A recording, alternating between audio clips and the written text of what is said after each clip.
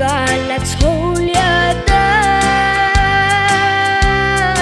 Eklapa abaha Aku tadlo velia Valapi unya ete Rarona patota Hanya pesata na Trabajo cerrado ZISU ZISU nan ho ta ơi ko Kena pecah tu ZISU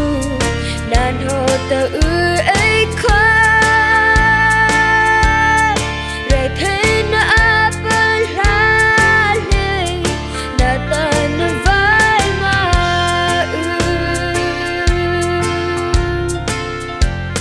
ZISU HNOHTA e bao on e raruna bai o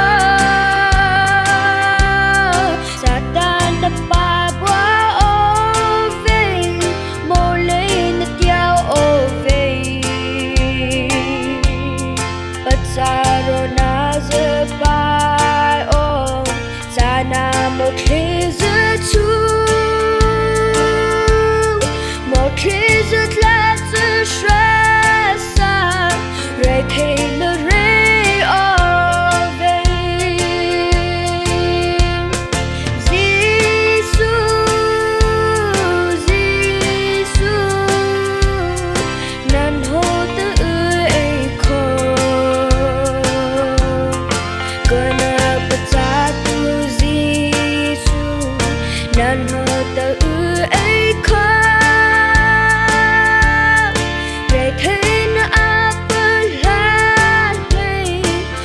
Tên vai mà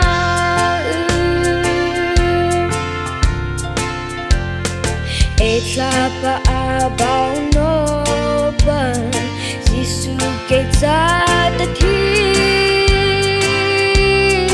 Eta zo toku o ban Elo pa no ata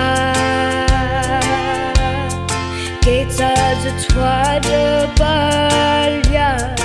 Nati ta hei ota Zona rai eko ove Rona na akayon ZISU ZISU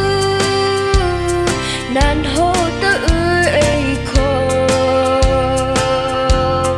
Gana pecah tu ZISU nan ho ta ơi ko Rekene abalale na kana vai ma ZISU ZISU nan ho ta ơi ko Gana